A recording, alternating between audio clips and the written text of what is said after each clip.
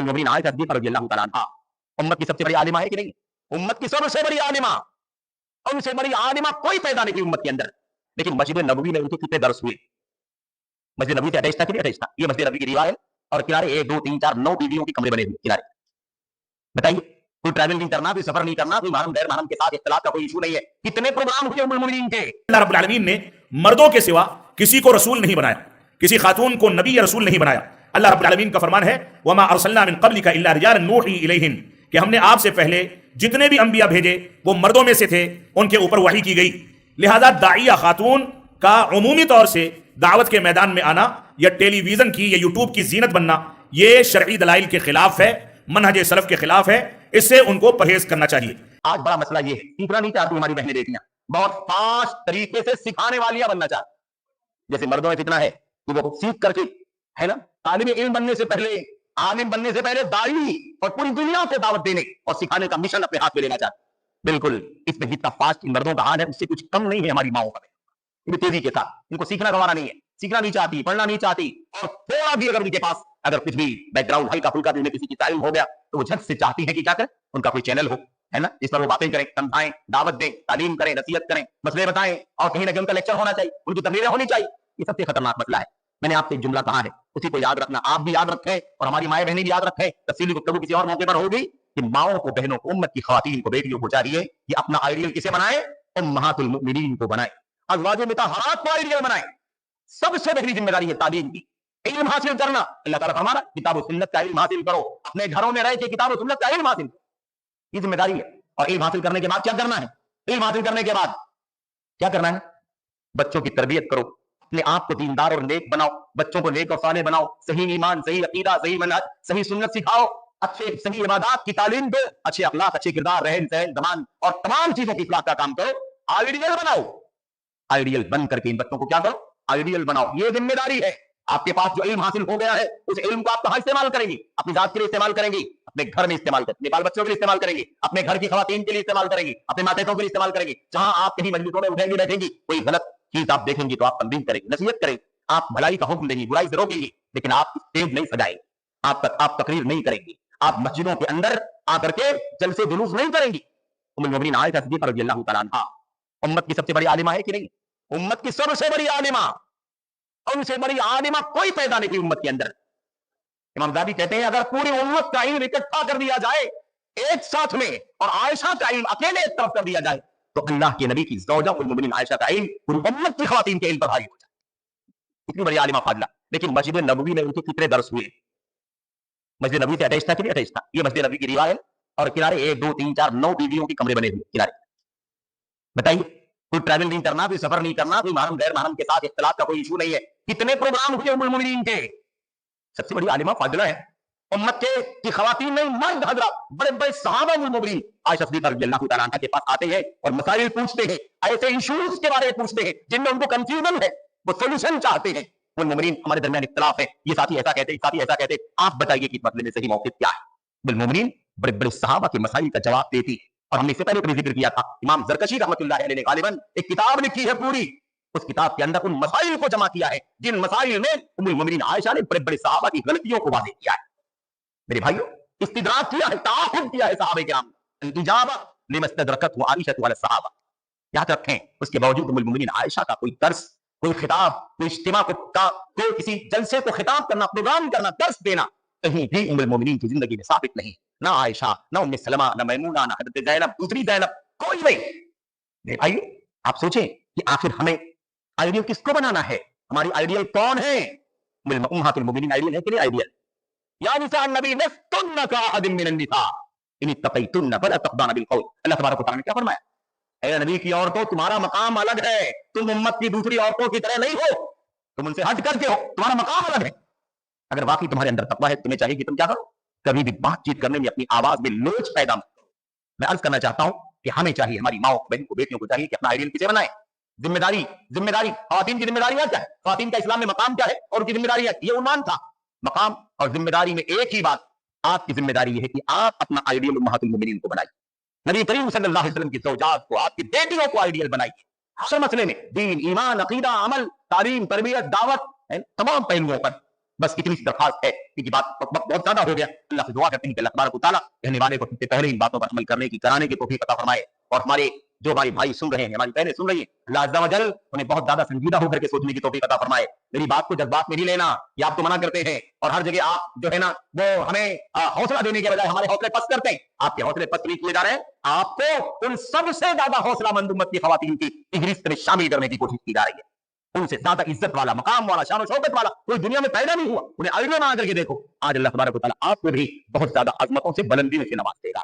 رہی بات یہ کہ خواتین کیا کر رہی ہیں اس پر تبصرہ, تو اس پر تو بہت ساری باتیں ہونی ہیں, لیکن اس کے لیے موقع نہیں ہے. اللہ سے دعا ہے کہ کسی کو بھی, ہماری ماؤں کو, بہنوں, کوئی کسی کو آئیڈیل نہ بنائے. آئیڈیل بنانا ہے تو پیچھے جاؤ اور ان کو آئیڈیل بناؤ. تو علامہ البانی رحمۃ اللہ علیہ نے اس کا تفصیلی جواب دیا ہے. خواتین داعیات موجود ہیں تو ان کو میدان دعوت میں صرف خواتین کے ساتھ محدود ہو کر کے دعوت و تبلیغ کا کام کرنا چاہیے. کسی چینل پر یا کسی ریکارڈنگ پر آ کر کے نہیں, بلکہ میدانی عمل کریں گی جس کے مختلف شرائط ہیں. ان شرائط اور شرعی حدود کا خیال کرتے ہوئے وہ ایسا کر سکتی ہیں. آگے فرماتے ہیں تیسرے نقطے میں, فرماتے ہیں کہ شرعی احکام و مسائل کی تعلیم و تدریس کا منصب اصل میں مردوں کے لیے خاص ہے. انہی کو ان امور کا معلم اور مربی ہونا چاہیے. اس کی وجہ سے کہ اللہ رب العالمین نے ان لوگوں کو امامت و قیادت کا فریضہ اور اختلافات و نزاعات وغیرہ میں فیصلہ اور مسائل کو حل کرنے کی ذمہ داریوں کی صلاحیت دی ہے. اسی لیے اللہ رب العالمین نے مردوں کے سوا کسی کو رسول نہیں بنایا, کسی خاتون کو نبی یا رسول نہیں بنایا. اللہ رب العالمین کا فرمان ہے وَمَا أَرْسَلْنَا مِن قَبْلِكَ إِلَّا رِجَالًا نُوحِي إِلَيْهِمْ, کہ ہم نے آپ سے پہلے جتنے بھی انبیاء بھیجے وہ مردوں میں سے تھے, ان کے اوپر وحی کی گئی. لہذا داعیہ خاتون کا عمومی طور سے دعوت کے میدان میں آنا یا ٹیلی ویژن کی یا یوٹیوب کی زینت بننا, یہ شرعی دلائل کے خلاف ہے, منہج سلف کے خلاف ہے. اس سے ان کو پرہیز کرنا چاہیے. ایسے ہی آگے فرماتے ہیں عورت داعیہ کا یہ عمل شرعی دلائل کے مخالف ہونے کی ایک بنیادی سبب اور اس کا بنیادی وجہ یہ ہے کہ اللہ رب العالمین نے خواتین کو جو حکم دیا ہے وہ حکم یہ ہے وَقَرْنَ فِي بُيُوتِكُنَّ, تم اپنے گھروں کے اندر بیٹھی رہو. یہ حکم داعیات کے لیے بھی ہے اور عام خواتین کے لیے بھی. اسی وجہ سے علامہ البانی رحمۃ اللہ علیہ آگے فرماتے ہیں کہ داعیہ اگر عالمہ ہے اور واقعی قرآن و سنت اور منہج سلف پر نظر رکھتی ہے, اس کے اندر صلاحیت ہے اور اس کی صلاحیت پر اعتماد کیا جا سکتا ہے, تو اس کے لیے دائرے دعوت خواتین کے ساتھ محدود ہونے کے ساتھ ساتھ اس کا گھر ہے. وہ گھر کے باہر نکل کر کے دعوت کا کام نہیں کرے گی. اس آیت کریمہ سے انہوں نے یہ استدلال کیا ہے. اور اس کے بعد بطور مثال یہ بات پیش کی کہ اللہ کے نبی صلی اللہ علیہ وسلم نے خواتین کا گھروں کے اندر نماز پڑھنے کو افضل قرار دیا ہے. یہاں تک کہ حرمین شریفین یعنی مکہ اور مدینہ میں بھی اگر خواتین جاتی ہیں تو حرمین شریفین میں نماز پڑھنا زیادہ ان کے گھروں میں نماز پڑھنے کے بالمقابل مفضول ہے. یعنی ان کو گھروں میں نماز پڑھنا ان کے لیے افضل ہے, حرمین شریفین میں بھی نماز پڑھنا گھروں کے بالمقابل مفضول ہے. لہذا جب اتنے بڑے مقام کو اللہ رب العالمین نے خواتین سے مستثنی رکھا ہے تو خواتین کے لیے یہ جواز کیسے ہو سکتا ہے کہ وہ گھر سے نکل کر کے دعوت و تبلیغ کا کام کریں. علامہ البانی رحمۃ اللہ علیہ اور دوسرے بہت سارے فقہا کا یہ موقف ہے کہ مسجدوں کے اندر بھی اگر خواتین کے خصوصی اجتماعات ہوں تو یہ بدعت کے زمرے میں آتے ہیں. یعنی مسجد کے اندر ایک خاتون درس دے, بقیہ خواتین سنیں, تو یہ بدعت ہے. اضطراری کیفیت میں بوقت ضرورت کبھی کوئی ایمرجنسی ضرورت ہو جائے اور خواتین کو اس بات کی اجازت دے دی جائے تو جائز ہوگا, ورنہ عموماً اس کو رواج بنانا یہ بدعت کے زمرے میں آتا ہے, جیسا کہ علامہ البانی رحمۃ اللہ علیہ نے اس بحث کے اندر اس کا تذکرہ کیا ہے.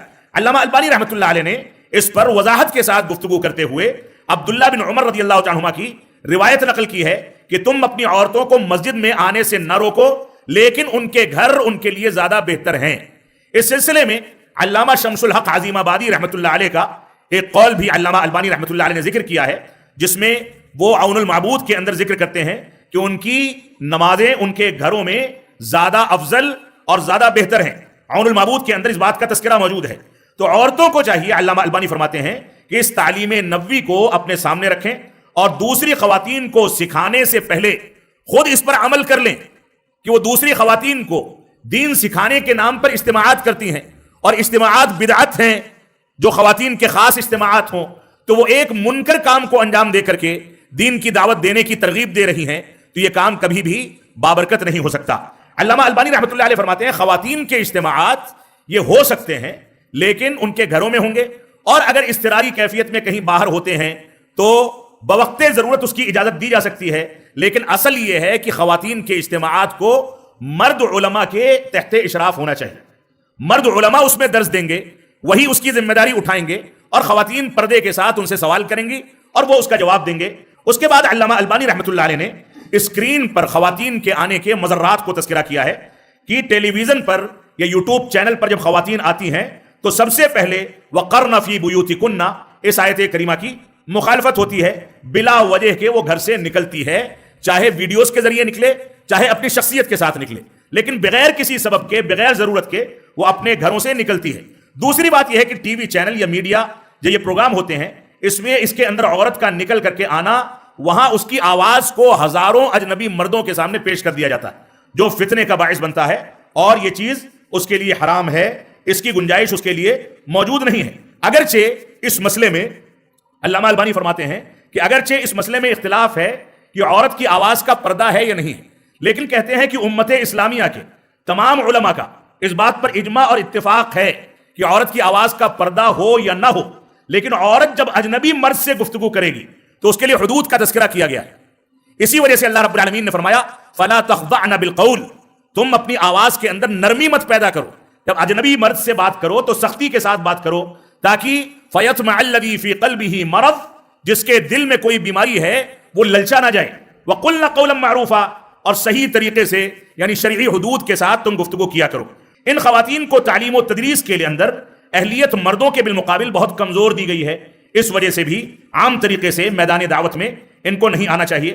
اس بات کا بھی اندیشہ ہے کہ ٹیلی ویژن کے چینلز پر جب عورت آتی ہے تو دھیرے دھیرے وہ اپنے حجاب کو اپنے چہرے سے اتار دے.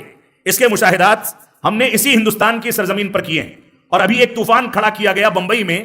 اس طوفان کا تعلق بھی اس طوفان سے ہے کہ پہلے چہرہ ڈھکا ہوتا تھا, بعد میں لوگوں کے سرمایے کو ہیرے کے نام پر اس میں داخل کرتے کرتے لوگوں کو لوٹا گیا, بیوقوف بنایا گیا, اور اس کے بعد چہرے سے پردہ اتر گیا. یہ سارے کے سارے فتنے ہیں. اللہ رب العالمین ہم کو ان چیزوں سے محفوظ رکھے. علامہ البانی رحمۃ اللہ علیہ سے ایک اور سوال کیا گیا اسی موقع سے کہ اگر کوئی خاتون اپنے گھر سے نکلتی ہے اور نکل کر کے خواتین کے پاس جاتی ہے اور جا کر کے ان کو دعوت دیتی ہے کہ میرے گھر میں فلاں دن پروگرام ہے, تو کیا عورت ایسا کر سکتی ہے؟ علامہ البانی رحمۃ اللہ علیہ فرماتے ہیں کہ نہیں, میرا ماننا ہے کہ یہ بھی فتنوں کا ایک طریقہ ہے, اس سے بھی خواتین کو بچنا ہے. وہ اپنے گھر میں بیٹھ کر کے خواتین تک موجودہ دور میں کسی بھی طریقے سے خبر پہنچا دیں, اور جو خواتین سامعات آئیں ان کے محارم ان کو چھوڑ کر کے جائیں, اور محارم درس ختم ہونے کے بعد ان کو لے کر کے جائیں. لیکن اصل بنیاد یہ ہے کہ خواتین کے یہ محاضرات اور دروس مرد علماء کے تابع ہونے چاہیے تاکہ ان کے سامنے صحیح انداز سے قرآن و سنت کی پیروی کی جا سکے.